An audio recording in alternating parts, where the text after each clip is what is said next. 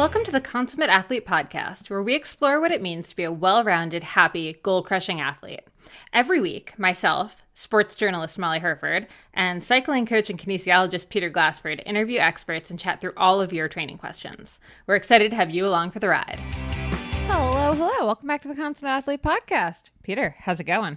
It's going well. We're seeing the first signs of sun. We've driven across the continent, I guess, and we finally found a little bit of sun, so fingers crossed that persists. But otherwise, we have 3 great questions this week, so I'm excited for those as well.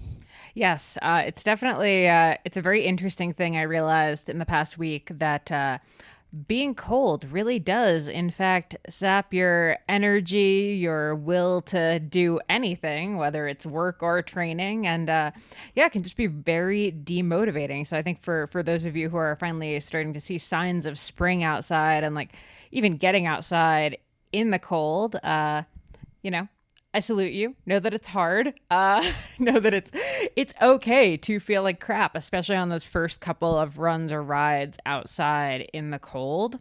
Because I think, it's spring. We often do the thing where it's like, okay, it's above freezing. I'm going to get outside and do my ride, do my run. And then we're kind of shocked that it's a bit of a just like, a shock to the system coming back outside. You might feel a little slow. You might feel a little sluggish, especially if you've been indoors on the trainer. Just a different feeling. So, those of you in the same boat, just know it does get better. There is light at the end of the tunnel. There is sunshine at the end of the tunnel, I think. Right. So we have 3 questions. We have one about duration, volume on the trainer. So should I do 3 hours on the trainer? We have another one about tracking strength training sessions sort of in your training log related to TSS. And then the other one I have to scroll down for is about where to test. So where to do sort of your threshold test or really any of the tests that are on fitness testing. And then why, and sort of a discussion of like, which really answers the first question of like, why are you testing in the first place? So those are sort of 3 good ones we'll sort of ramble through today. Do we have any sort of show sponsors? Yeah, I mean, let's give a quick shout out to Payable, which is our all-time favorite sponsor.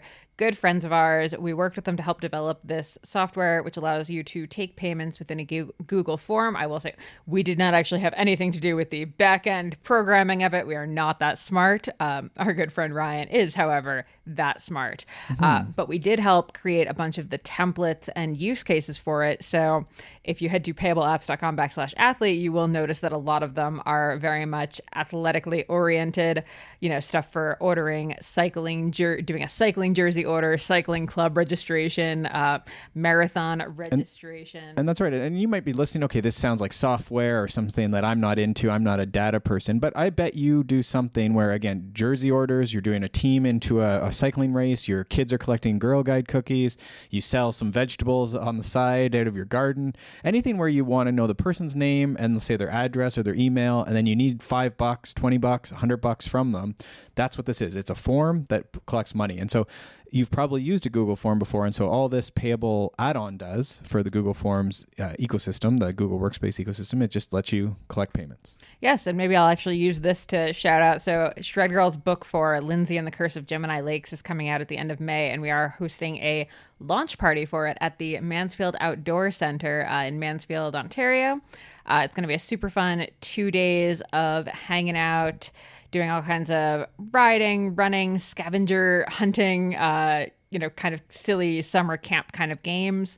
And we're actually doing registration for it with a Payable form. So you can find out more about that. I'll put a link in the show notes, but I think stronggirlpublishing.com/summer-2025 is the link. So if you want to either, maybe consider bringing your Shred Girl and coming and hanging out, or you just want to see what a Payable form looks like in real life, you can head to that to find out more information.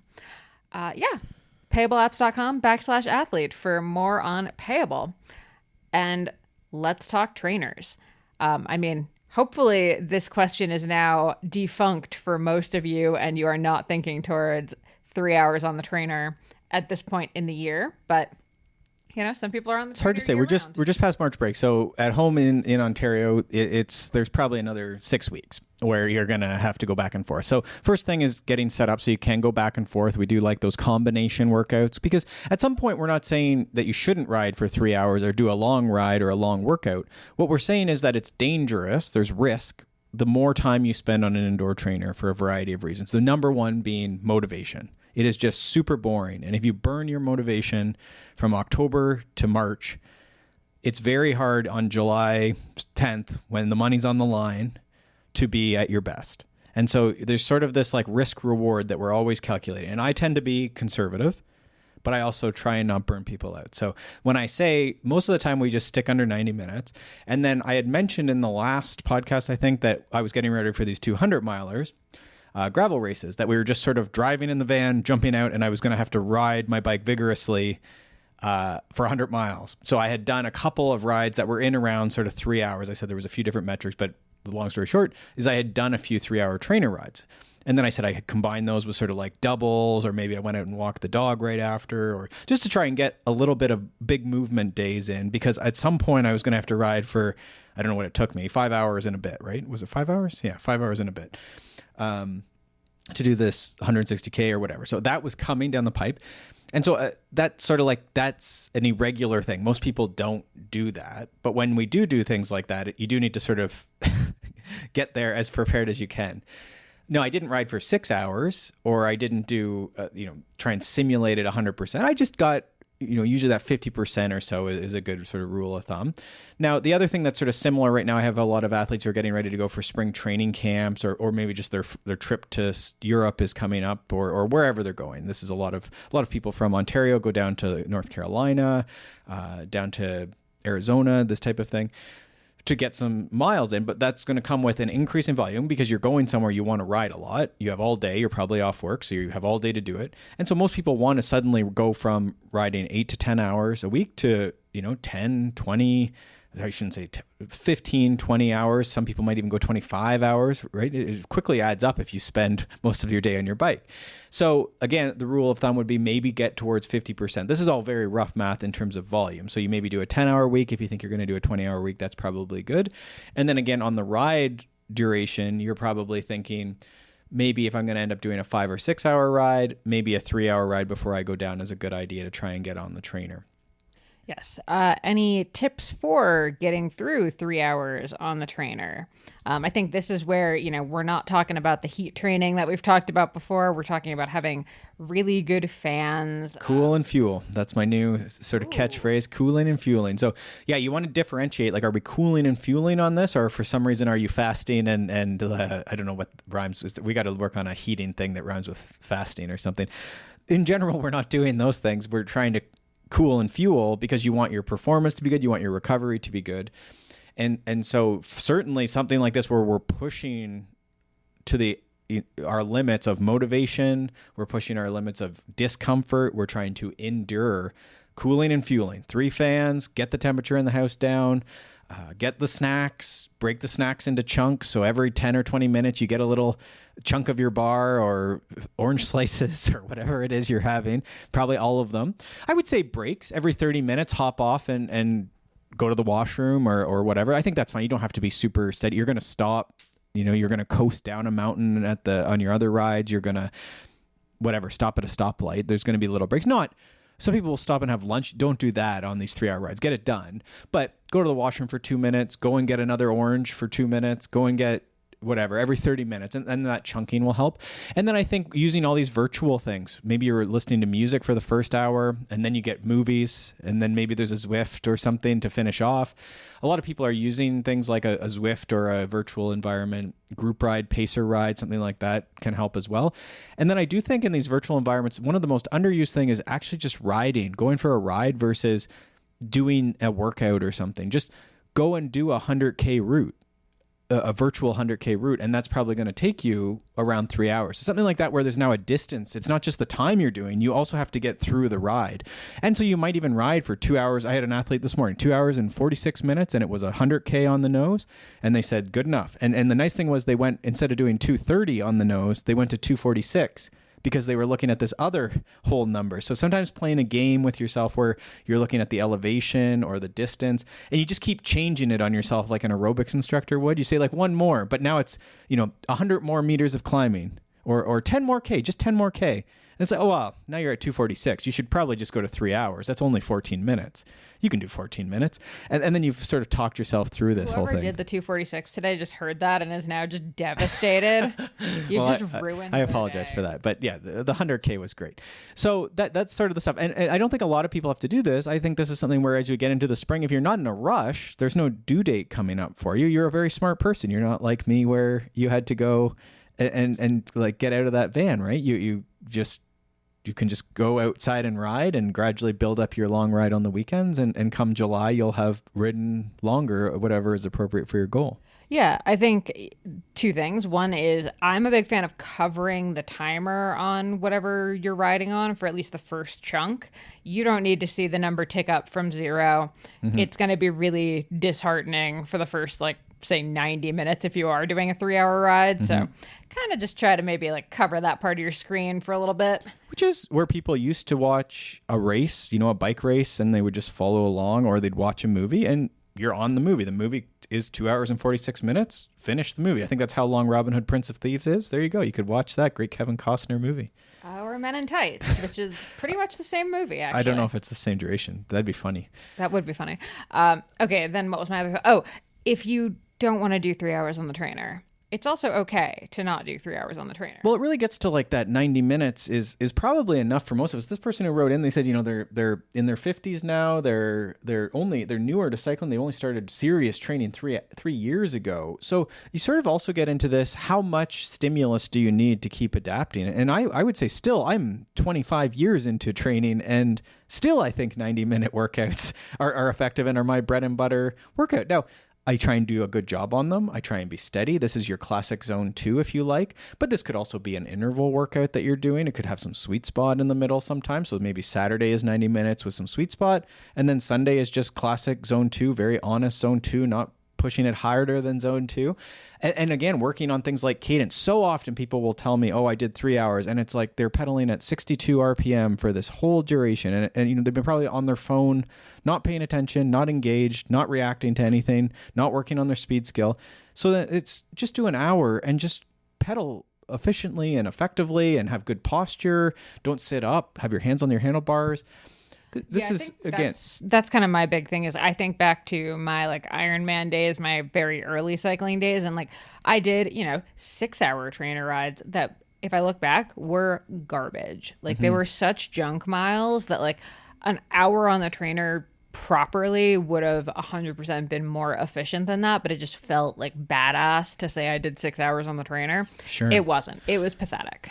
And I had an athlete that I coach who was saying in past years they've built up. They do 2.5 on the Saturday and then 3, but then their weekly volume. This is the weekend warrior concept, right? Where you always just do 2 or 3 hours during the week. So however you divide that into Monday to Friday, so a couple hour long rides, 2 or 3 rides. So frequency is low. They don't have a lot of rides. What we're looking for is a high frequency is the first thing we're looking for when you're trying to get better at cycling. So 5 or 6 days a week, you're on the bike.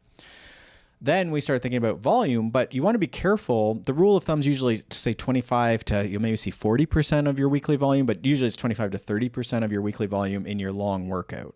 So quick math on that would be what? 10 hours, you're training 10 hours, you do 3 hours.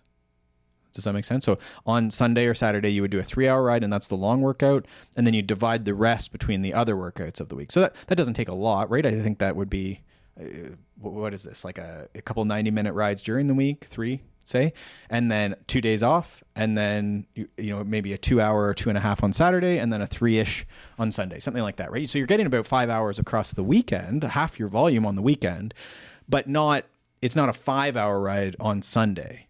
Whereas I think if you get those big doses, like you were saying, you did a 6-hour, but then it would be curious what the rest of the week looked like. Or were you sort of like a weekend warrior where you were missing stuff or... Oh, no, I was super obsessive, and it was probably a 30-hour training week. Again, this is Ironman.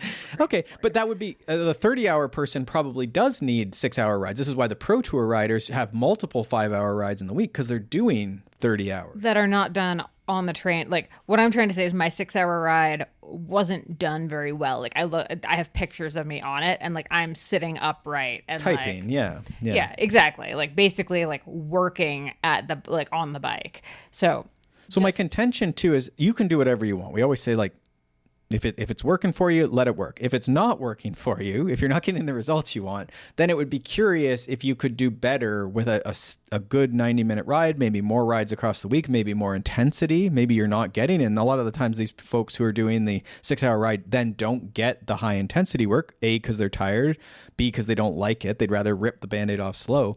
So this is sort of the thing is if the goal is performance, then we know that those interval sessions are important. And the quality, the efficiency is important. Things like cadence become more important so that you can react to accelerations and so you can be efficient. Mm-hmm. So I think those are some of the concepts. So even the 3-hour ride, like should you do it, sort of depends on what else is going on. If you're someone who's struggling to get the frequency, and then it's no, like I would just stick to that 45 to 60-minute trainer rides, maybe mixing in some cross training, certainly mixing in some strength training. And then once you get outdoors, you can start adding more volume if you wanted to, right? This is again gets into that general preparation while you're on the trainer. The trainer is not specific to bicycling. And then when you get outside, you can then be more specific. You can ride a bicycle outside for an extended period of time if that's relevant to your goal. Perfect. Okay, let's move on to the next question. This is about tracking strength training in Training Peaks in particular, but I think this is even just kind of like the global question of how do you account for strength training? A lot of us are hours based or distance based. Mm-hmm. So, for me, for example, I don't really use training. Like my stuff goes into Training Peaks because even if you're not using Training Peaks, for the love of God, just set up the free account and set your stuff up so it goes in there. That way you have it in there if you ever do want to actually look at any of these numbers. Mm-hmm. But all that to say, I don't actually record my strength training in Training Peaks or even in my Excel sheet that I have with my coach. I just kind of do it my couple times a week. Am I missing something by not recording it, I guess? Well, I mean, I think you could record it in your sheet just to say that, it's part of the weekly hours of training for sure. You'd maybe want to know, why would you know down the road it would be if you got injured or if you felt like you were faster with it or without it. That would be curious. I just sent an email. I have an athlete who's has a bit of a cardiovascular thing that's being looked at, a master's athlete. And so they were looking at, did he reduce his volume? And did he increase his strength training volume? So that is a question that if you've been logging your stuff, you can say, yes, I've been training less cardiovascularly than in past years. And I've increased my strength training by duration versus past years. That would be easy to say if you had been logging your training well. Now, if you just don't log strength training, then it's hard to know what you were doing. And then also if you were making progress. So some people will track their strength training in a separate spreadsheet where they're tracking their loads very specifically, or a paper journal. So I'm indifferent to how you do it, but you probably do want to track your progress. And that's when people drop off of strength training, it's usually because they don't have any idea of what they've been doing. They don't know that they used to not be able to do a pull-up and now they're doing 8. You want to track these things. I think most people are pretty aware of no pull-ups. They can't do it. Right. And so that would be the thing, is if you mapped it out, could you be doing 8 pull-ups if you just said, this week I'm doing 5, and then, it's not, pull-ups are a hard one to do that, but you would have a progression there where maybe you're doing hanging or the bands you're using are changing, or however you wanted to progress that. Yeah. Now, so in Training Peaks, though, there is the particulars of the TSS, so the training stress score. So how does strength training work in with that? Should it work in with that? So I'll tell you what I would do. And this is, if you were writing an article, what I would say is I would record the time that it takes to do the workout. And I would record in the comments or in a spreadsheet, the specifics. What exercises did you do? What loads did you do? I wouldn't record an intensity, which would come from, on biking, it comes from power, but it could also come from heart rate, or in running, it could come from pace. Those things aren't really relevant to strength training. Now, that's what I would do. So it wouldn't create a TSS because there would be no intensity. It would just log the volume of the time. I like tracking the volume, the time. It's the simplest thing, but I do think especially for busy athletes, it's worth tracking the time because there's only so many hours in the week. So we want to know if you're spending 2 hours on strength training and 8 hours on your running, that's a 10-hour week. And we want to know how much you're putting into that that training. And I think it's important to log that. Now, not everyone agrees with that. Some people will just not log a duration even for the strength training. But in all these systems, some people will say, well, I don't want my strength training to be in there. And it's easy to pull out the workouts that are labeled as strength training. They just don't get counted into the graphs if you don't want them to. You can just check the box and they're not there. So that's what I do. Now, some people don't like that because they have to actually go in and log it manually. And in this age of auto uploads, what a lot of people's watches will do, they'll start their watch and they can go to a strength training mode on their watch, their fitness watch, and it will log their heart rate and the time they're moving. Some of them will even guess at the activities. It's sort of neat. It'll guess that you're doing push-ups, and it's actually surprisingly close a lot of the times. And then it will upload a file with heart rate and time to Training Peaks. And then it turns the workout green. It says that you've done something, and it pairs to that a lot of the time as well. It'll pair to the strength workout. So a lot of people like that because it automatically says, I did this, coach. Look at, like, it's turned green. Here's a time. And then that does create a training stress score because there's heart rate and time. Now, you can turn off heart rate on your watch and still record strength training, and it'll just do the time. So I think if you did that, it would not record the TSS. It wouldn't create one, right? Yeah. Yep. That could, so you could turn off your wrist-based heart rate, which is what I would probably do if I was doing that. So that I understand completely, and several athletes I work with do it that way, and then hopefully they add comments about the loads and whatnot as well, or they're tracking that somehow. But that would be the concept there. Now, you could, the episode we did with Joe Friel, I think we talked a bit about TSS. I think it was with Joe. But maybe not. This might just be in Joe Friel's like triathlon training book. But with triathlon, they talk about sometimes doing different performance manager charts, which is where the TSS stuff all lives. And so they talk about having a swim performance manager chart and then a run one and a bike one, because the fitness is specific. And so they say you could actually, so that is one thing you can do. And so in the same way, you could pull out the strength and just not put strength TSS, which is what I would usually do. I just don't put the strength stuff in there. And so that would be the only wrinkle, but that gets sort of messy and complicated. But that would be one thing to mention just as an aside, is that your fitness, they say, is specific, but your fatigue is everything. So you're still tired from strength, but the fitness for biking comes from biking. And so a purist of the TSS and the Training Peaks world, I guess, would probably do it that way. I had one other thought, just as far as this is all sort of beating around the concept, like this is accounting, like you're sort of like, how are we accounting your training? What counts as training? And then there's a bit of philosophy there, right? Like what is training and what does count into your training? And so with your coach, you've sort of made, for better, maybe on purpose, maybe or not, but a bit of a philosophical and accounting question that it just isn't going in there because the thing that matters, you're assuming maybe, and maybe you've both like nodded that you're doing this core and this strength, but you're saying that's not necessarily what we're like doing in this spreadsheet right now. Yes, and I'm pretty consistent. So I think the reason it doesn't really need to get logged is because there's very few times where I'm not doing it. So it's almost like an assumption that it's happening rather than like, oh, I need to add it because, otherwise I don't know if I did it or not. Like the assumption is I did it. Yeah. And I think that's all fine. I think it's what matters. Now, when you turn 50 someday, many years from now, many years, you may decide that actually you do want that in there because you're pushing maybe harder on strength training. Maybe strength training is becoming a bigger part of your life, and that is what you want to be. And I think that's a completely fine thing as well. I have some athletes who will log their walks, and I think that's another like accounting philosophical thing, because again, you get the same thing where they're getting this low heart rate value. In most cases, it's fairly low because they're just walking. But there's a time and a heart rate. So now we get a TSS value that's going into Training Peaks, and that increases the fitness score. So the question would be, is that increasing their fitness for cycling? If that's the main goal, do we want that in there? And so it's tricky. And so where I usually draw the thing is if someone's on the lower end of the TSS value, say under 30, and this would be the person who's maybe, doesn't get their training is maybe 5 hours a week, 6 hours a week, from everything. I say, let's put all that in there because probably it is helping, and probably the heart rate values are actually getting into that zone 1, if not zone 2. Like we're getting over 100 beats a minute, sometimes even up into what we would consider zone 2 training. So it is actually cardiovascular training for this person based on the heart rate.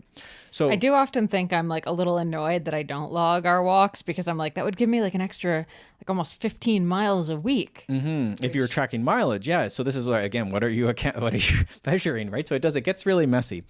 I was also gonna say TSS is fake. Like on the note of accounting, like, well, certainly, yeah. It's just a number. It's like on your tax documents, like there's just random numbers. Like, what does line 151 really mean? What does it really say about you as a accountants person? might disagree. I would like to know your line 151 when you get a chance, by the way. Side note. Anyway, point being, we've said this a billion times. We get very caught up in wanting our numbers to be a certain thing and kind of doing to the tax note here, some creative accounting to get them to where we want them to be. Even what you were just saying, where it's like, it's not just your philosophical view on training. It's also your like obsession is kind of the right word in this case. Like, you want it to be this number, so you're going to creatively account for whatever to hit that number. I said it was accounting. Yeah, I think that's valid. Like, what are you counting in your taxes? Like, we all have I don't have, but you all have. Yeah, you all have. We're perfect. The other accounts that maybe you're adding. So a lot of times people with steps. So say you're, okay, now I'm getting into more of what we would call an intermediate athlete. Maybe your fitness score is 30 to 70. You're maybe training up to, say, 10, 11 hours at most in the week. These folks, I often say, well, let's pull the walks out of there. I want you to still walk is important. Maybe you even still track your steps, but just don't turn the watch on and say it's a workout. That's just the normal person walks now, because probably what we're seeing is the heart rate isn't going over 100. Again, this would be a positive sign in your cardiovascular fitness, is that you can walk across the street and your heart rate is staying under 100. It's barely, it's in zone 1 by definition, but it's very, very low stress, right? It's not a big workout. And that makes sense. I think if you think about someone who's not in great shape as far as health, and they're struggling to walk across the street, versus you would assume that someone who's an elite athlete, I think that's a bad assumption. There's probably a dip in that curve at some point where the elite cyclist probably can't walk across the street. But that would be something that those become less of a workout, less of a stimulus. And so we can still track your steps and say, yes, you're still getting your 10,000 steps in, or whatever the magic number is, but we're not tracking that in this tax accounting software for what we're going to pay attention to. I think the other caveat there, though, is if you notice, like, you were walking every day because you were like turning on your watch and like getting those TSS, and that was getting you out the door to walk every day, and you're like, okay, I'm intermediate now, I'm not going to count, like, I'm not going to track it, and then you stop walking. Right. Yeah. No, start well, that's why I say you keep that 10,000, and if you don't have a watch, that's completely fine. But your phone, if you just go into the health part of your phone, I think all phones now are tracking like that pedometer data. So you can get some rough data of like, you do not walk, or, you're someone who's walking a lot. And that could be related to your job, the fact that you have a dog. Like, if we didn't have a dog, I don't know, maybe we'd walk more. I don't know. I always say, I think we walk less now because of our dog being a smaller little guy. But that would be the thing. You're right. And this is what gets measured, gets managed, or whatever the thing is. So then you might put it back into Training Peaks if that was not getting the effect you wanted. If your fitness, your actual fitness, your performance drops because you weren't recording it, then by all means put it in. This is philosophical and accounting. I have my own opinions. If you're just saying like, what should I do? I'll tell you. But if you have a strong opinion, then we'll just work with that. And I may still pull out the numbers in the way I want to pull them out, but it's very open to that. But that's the rough thing I do, is once the walking is sort of set and it's part of you, in the way that Molly says her strength is just happening in the background. But if Molly suddenly isn't doing strength training, then again, that might be something that you do need to put it in for the sake of accountability. I'll just drop off one more point here on TSS before people's eyes probably have gone sideways and whatever. The reason I don't track the TSS is that it is like, when you think about pulling a heavy deadlift, if you've ever done like a really heavy single or just even a strength workout, like it doesn't even have to be a heavy single, but something that it doesn't take a lot of time to really cause some damage. Strength training, positive damage, but a stimulus from strength training can come very quickly. A good heavy set of squats, what's something that takes longer that someone might have done even at home? That would be, you did 30 squats. You're doing some YouTube video during the pandemic and you did 30 or 50 squats. 50 squats is not many squats when you think about the time that would take. It sounds like a lot. 50 sounds like a lot, but what would that take? It would take 2 minutes maybe at most, if you just sort of like 1 second up, 1 second. Maybe it takes 3 minutes. But now think about that compared to your bike. You're riding for the first question was about 3 hours. So the TSS stuff is all based on this impulse of hours, really, minutes and hours, whereas strength training is sometimes seconds. So it doesn't really account for the damage that you can do and the muscular soreness that you can do and the fatigue that you can create. It doesn't really represent it well. So that's the other reason the model doesn't really fit it super well. So that would be why I don't bother with the heart rate metric as well. So hopefully that wraps that up, and that I think if you're just looking for the answer, I would say log the time and what you do. But if you want to log the TSS and you like that's making your fitness score higher, then by all means, go for it. Perfect. Okay, let's just keep going with the philosophical gray areas with our final question for the day, which is where to test and why.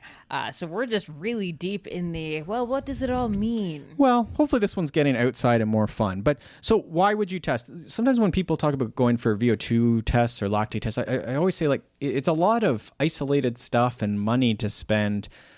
And we're not sure that you're going to know better what to do. If it does change what you do afterwards, and you know there's a certain set of intervals, or you know that the volumes you're doing or the dietary thing you're doing is working, then that's great. Again, do whatever you want. But the question here is sort of, where should I test? Can I test outdoors? Yes. Cycling was originally an outdoor sport. We can certainly do assessments outdoors. Testing is racing, they say.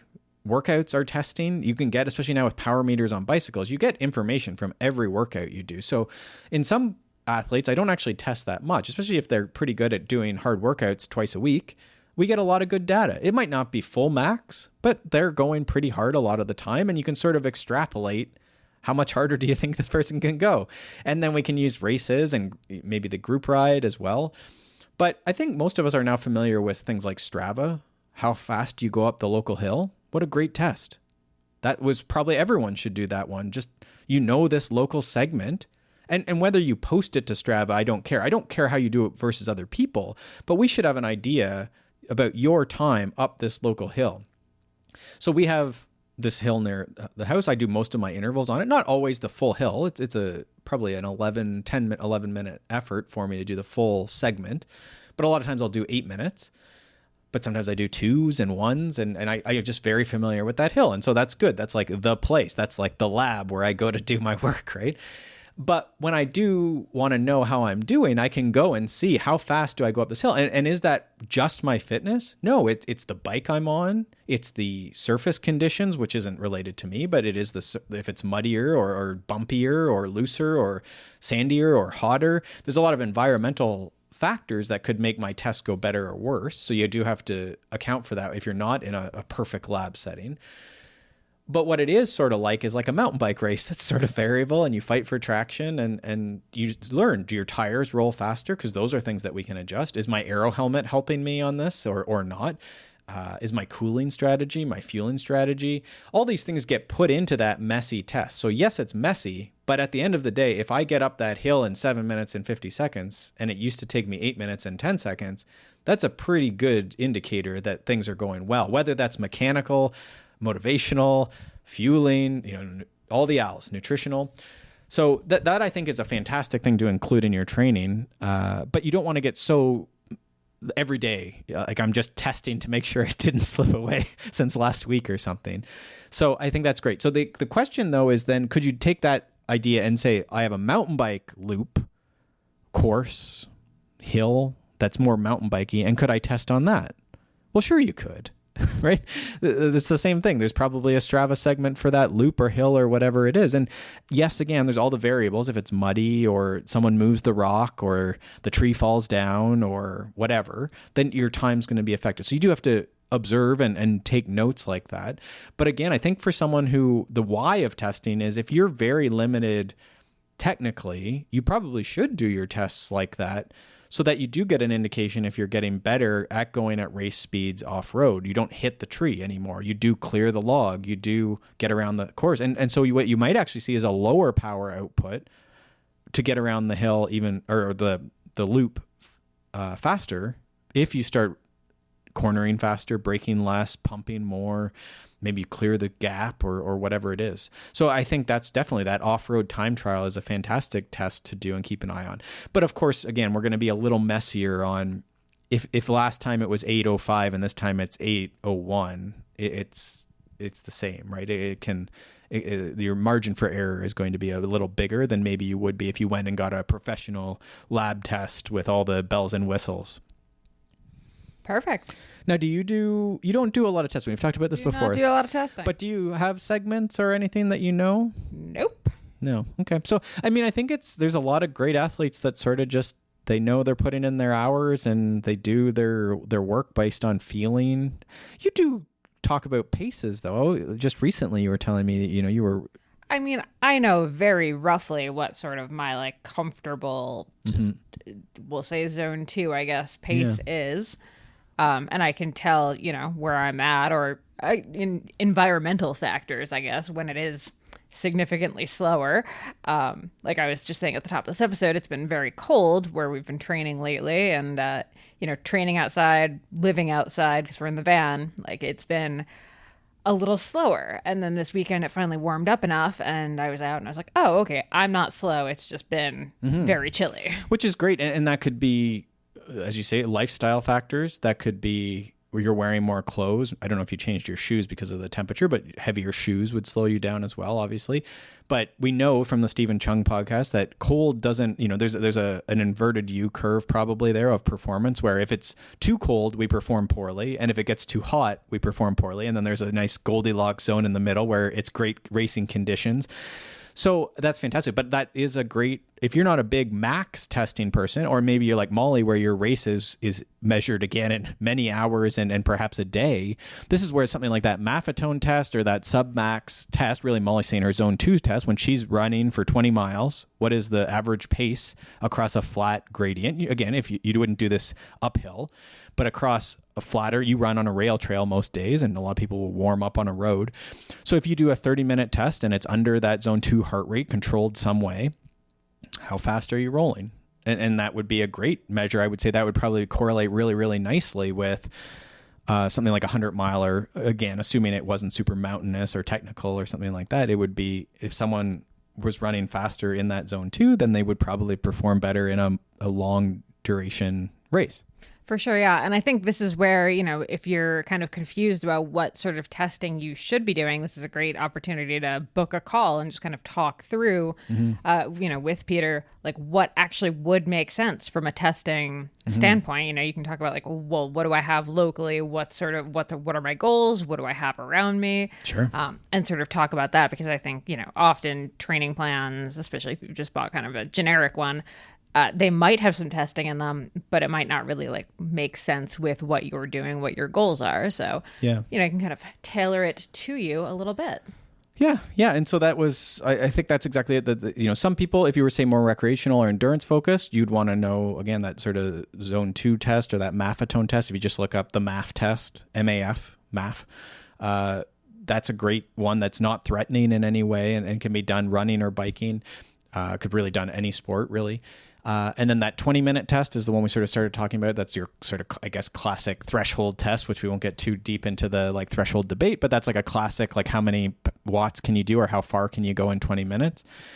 And then from there, there's all sorts of other ones, like probably the only other one to mention, like we said, local hill tests. And I think that's a fantastic one for most people, is it's accessible. What is your local hill? It doesn't really matter what the duration is.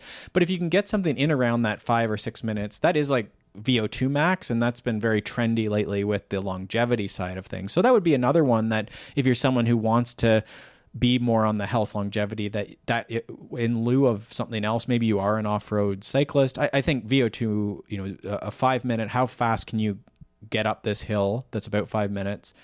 That's a pretty good one. If you just didn't know, it was just, that would be the one I would probably pick. And most people can find about a 5 minute stretch. It might not be perfectly all on a hill, but even in, Toronto, there's a 5 minute hill, I know for sure. A lot of places you'll be able to find something that's in around that range.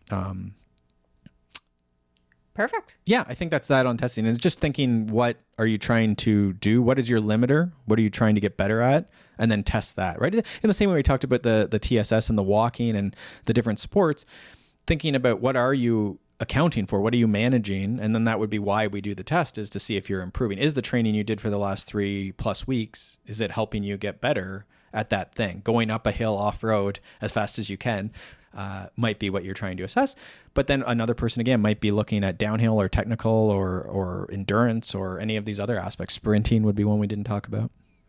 Perfect. All right. Well, let's wrap it up there. Before we go, happy 9-year anniversary, Peter. I think when this episode airs, it will have been almost exactly 9 years since we first recorded the original episodes. You had me worried that this was a wedding anniversary that I neglected. No, 9 years ago, we were in a cabin in Big Bear, California, recording the first ever episodes of the Consummate Athlete podcast.